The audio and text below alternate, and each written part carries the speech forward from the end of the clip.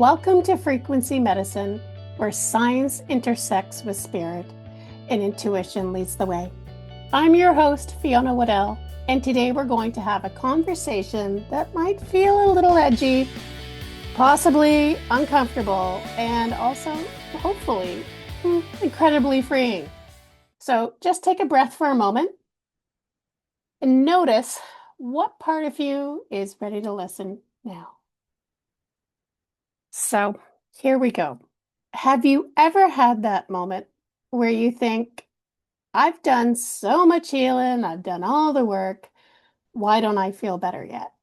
You've read the books, you've invested in courses, you've done it all. You understand your past, you might even done retreats, your journal like a crazy person.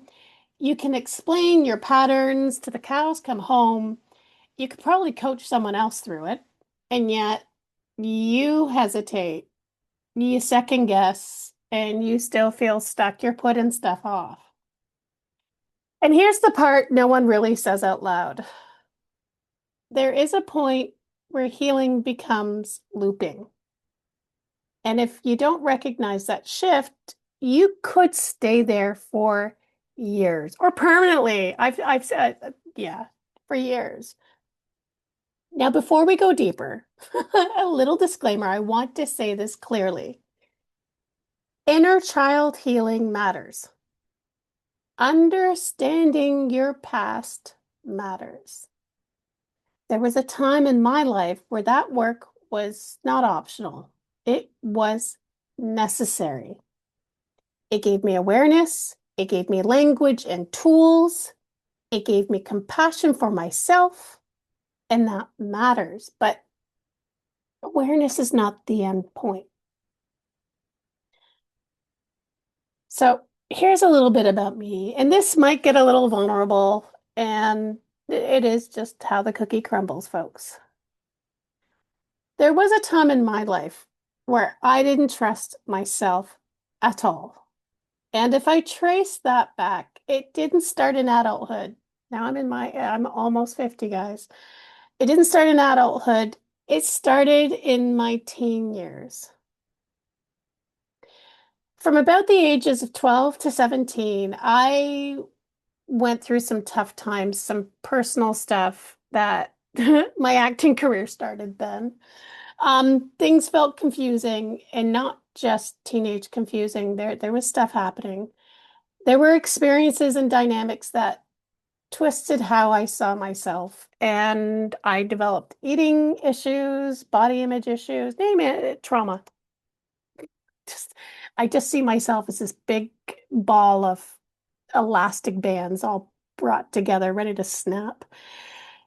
And when that happens at that age, between the ages, those formative years, 12 to 17, I look back, and if I ever said to my friends from university in the theater program, or to my friends from high school, like I was going through X, Y, and Z during that time, they would be shocked.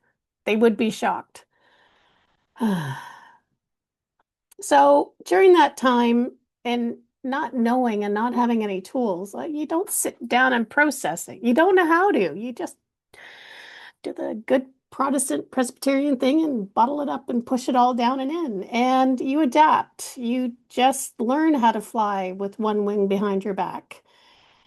You just become quieter, careful, more aware of everyone else, and you learn to read the room instead of reading yourself. And over time, that becomes your normal. Enter the empath, right? I change myself so there's peace around me, but I lose myself in the process. For me, that looked like hiding parts of myself, never truly saying what I wanted, and never actually going after it. Low self-worth, um, doubting my own instincts, erratic decisions, impulsive, and constantly checking if I was allowed to be who I was. I think of an example. I was at an event once, and this woman asked me to chop some peppers and dice them. And I think I asked her like 7 times. Like, how do you want this done? How do you want this done? Like, it was beyond people pleasing. It was like yeah. Like, am I allowed to do this? Can I do this? Right. And that was in my teen years. And the thing is, I was intuitive back then, highly intuitive. Yeah, you can read the room, you can feel things. There were people, family members, I just didn't want to be around and near. I could feel things. I had a knowingness about stuff. I could sense things. There was a lot going on, but my system was overwhelmed with what was going on to me and around me. And I couldn't trust it. There was no expectation to trust it. So I didn't trust it because trusting myself didn't feel safe because nothing was safe back then. I am amazed I got through school with the marks that I did. I had the part-time job. I was involved in community theater, but inside I was falling apart, completely falling apart. I was great at having the happy face on and showing up and getting her done because that meant I survived. And that's where my imposter syndrome was born. Was born. It's beautiful. That's where it was born. And not in my business, and not in some career choices. Not even when I started teaching. It was back then in my those years. So fast forward to roughly the age of 40. And I'm a Reiki level 3 practitioner. I'm enrolled in Reiki master teacher training. So on paper, everything looks great. Like she's on it, she's doing the thing. But internally, I wasn't there. I wasn't there yet. I was still struggling. I physically wasn't unwell in and out of the ER, emotionally overwhelmed. My skin was a mess. My hair was falling out, and mentally doubting my path. And yet, there was this quiet knowing underneath everything. I knew what I wanted. I just didn't feel worthy of it, from all of that stuff. So I had just finished receiving a Reiki session at a friend's house. And we were sitting there talking, and he asks me, what do you actually want to do with your life? If it's not finance or sales, what do you want to do? You know, simple question. I'm 40. What do you want to be when you grow up? I still hadn't answered that. Because I had avoided that question from my early 20s. But my body did not see it that way. It wasn't a simple question. My body was like, hell no. Out of nowhere. He's sitting there all calm and like we're in his Reiki studio as the incense is going. And he asked me, what do you want to do with your life? And I shift. My throat closes. I start choking. I can't breathe. And this is a panic attack, folks. Tears started streaming down my face. Like I think at some point he broke me. And then this wave hit me. It was like I was underwater. Like I could see the surface of the water. And just as a pause here, folks, because this just wasn't emotional, I had nearly drowned in my 20s. So my body, my mind, I know what that looks like. I know what it looks like to see the surface of the water and you can't get to it. You can't. And your body shuts down and your lungs freeze. So here I am in this beautiful Reiki studio in the spring being asked a simple question. What do you want to do with your life? And I'm not sitting in a living room. My nervous system is saying, you're not safe. I'm like, what is happening? What like I'm like completely slapped in the face here. I'm 40 years old. Why can't I say what I want to do? But it wasn't about the question. It was about what the answer represented. Speaking my truth meant I would be seen, I would be heard, I would be visible, I could be judged. It would become real. And to my nervous system, that was danger, absolute danger. So, underneath this moment was everything I hadn't integrated yet. My inner child, my inner angsty teenager, past life fear patterns, what we may call now witch wound energies from past lives, or, vows of protection or not being seen. And layered into that was something else I had buried. Because it was such a simple question, but everything came to surface. I had always loved acting and performing. I won the award in high school, when I graduate in graduation, the Peter Sellers Award. I was heavily involved from 13 years old. You can see my trauma and where my life went sideways. I dove right into theater because escaping into roles and other worlds was a lot safer than living my own life. Um, so I loved acting. I loved writing.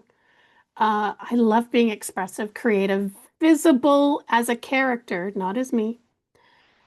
And in my late tweens, like teens and early 20s, when I was in drama courses in university, I ended up going to school for drama. Not the program I wanted. My dream was always to actually go to theater school, but my last year of high school was a blur because I finally stepped forward, went to the police, got everything dealt with, had to go into protection and this and that, and sudden moving and stuff like that. My last year of high school, I don't even know how I got through it, but we moved 2 times in my last year of high school because of me and what all the stuff.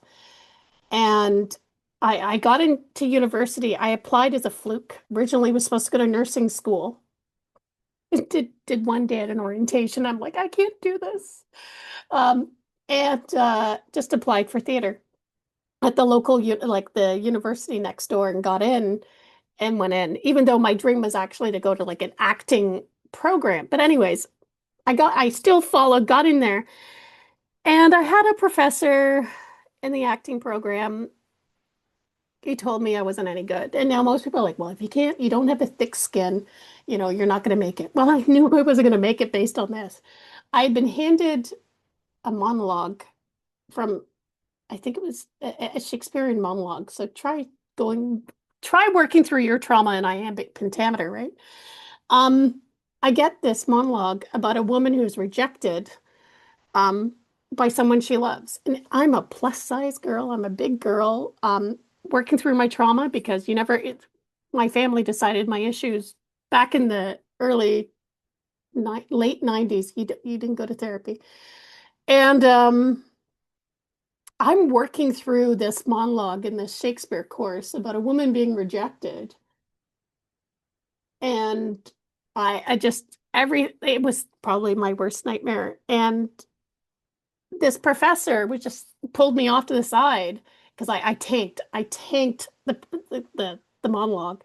Um, and I had worked so hard on that. Like I can tell you there were sleepless nights trying to get that monologue because every time I went at it, I would break down.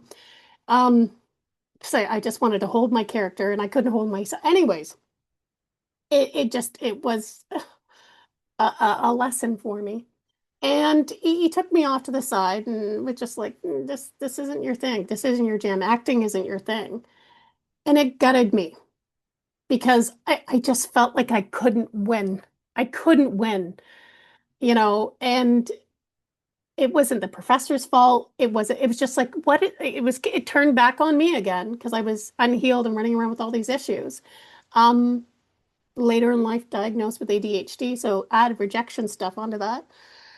I walked away from acting. I suddenly became like the person to go to for directing or stage managing. Fiona, the amazing stage manager, she's so well organized because I wasn't seen.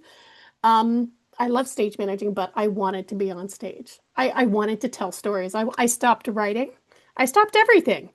Um, because because this was a shift for me.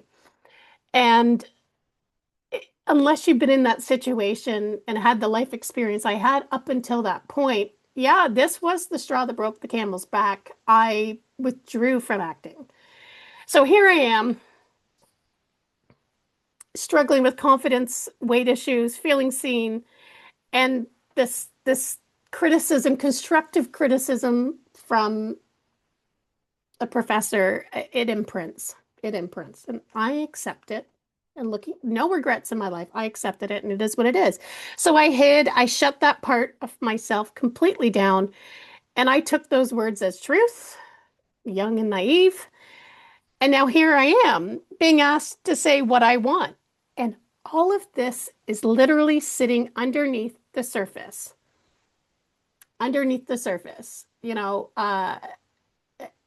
just a simple question. What do you want to do with your life? And I don't know if it's because I just had the Reiki healing session and life was going sideways.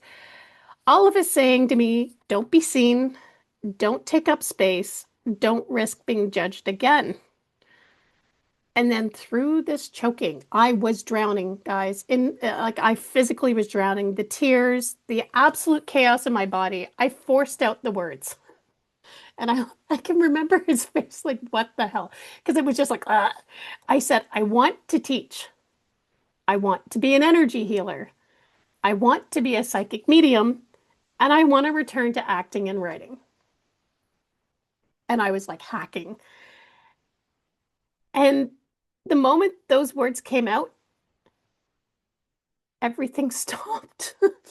Everything shifted. My body, whew, just reset.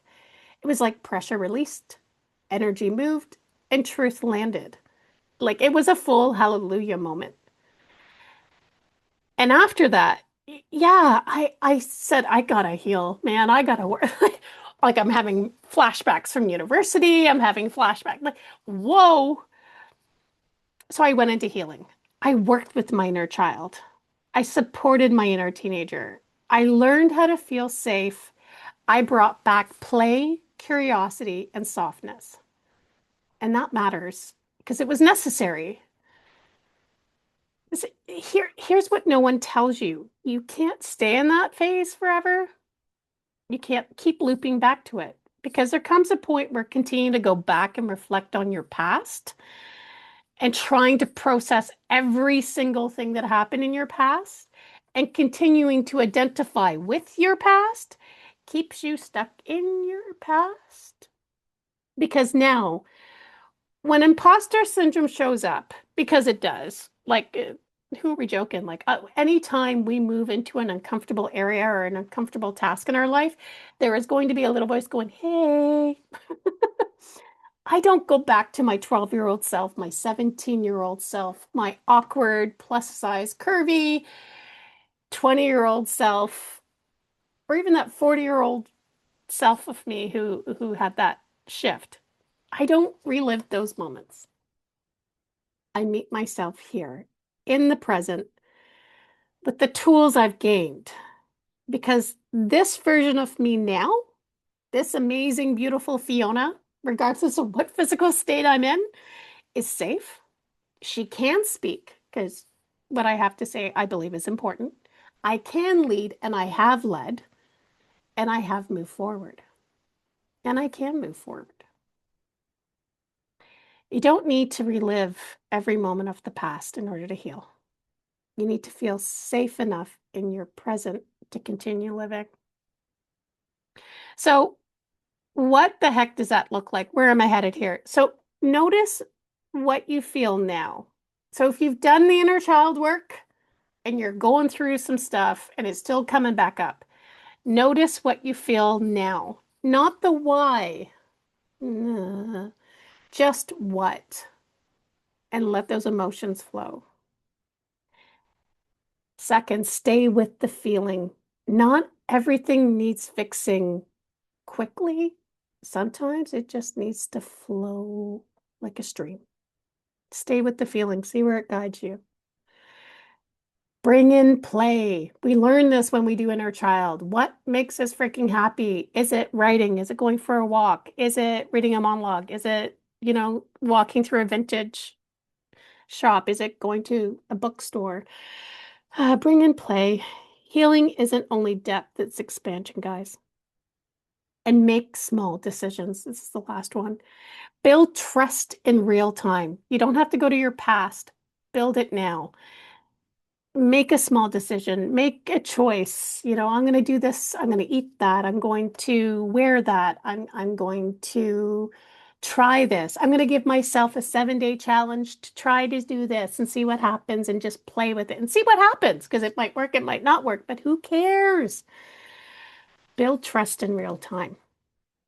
You can understand your past perfectly and still not trust yourself. And I've seen that with so many healers and teachers, and understanding is intellectual, trust is embodied. And that's one of the reasons why I love acting, like sitting there and there's a melding of the mind, body, and spirit. I remember when I was in this summer theater program and we did all of these acting movements and breath work, and then we added it's almost like journal prompts, guys. Um, and then we would sit in the energy, and then we would just close our eyes and move and just be in that moment and make decisions and choices from that energy. And we would do all these crazy, wild, they weren't even yoga. It was like a combination of different stretches and breath work and movements. And it was just a lifestyle I loved. And that was probably one of my happiest summers in high school was doing that theater program. So trust is embodied and it's it's movement, it's breath, it's being present. So imagine waking up and instead of going into your head and turning on your phone and stuff, check in with your body, place your hands on your heart and just breathe and just say, "Hey, how are you?" And trust the response and then go move. There's less noise, there's more clarity, there's more self-trust.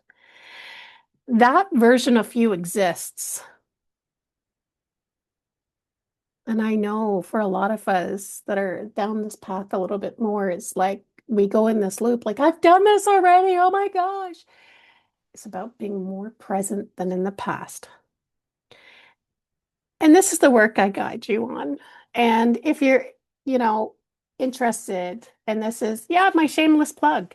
This is what I do, guys. On top of pursuing my creative expression and my creative fun stuff. Um, I help guide women through this so that they feel safe, connected, and intuitive in their lives today. I've got a course. If you're interested, go check it out. Become an Intuitive, a 6-week live experience online. We work on our nervous system, reconnecting to our inner voice, and practicing in real time and building trust. There's 2 groups. Go check it out. The link's over there. And yeah, so that's a little bit about me, guys. It was a bit of a vulnerable post, but here with you on this podcast, it's going to be going out into the ether, into the world, and it's my truth.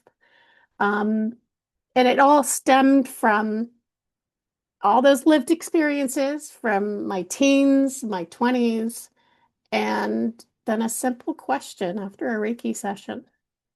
It was a big tidal wave.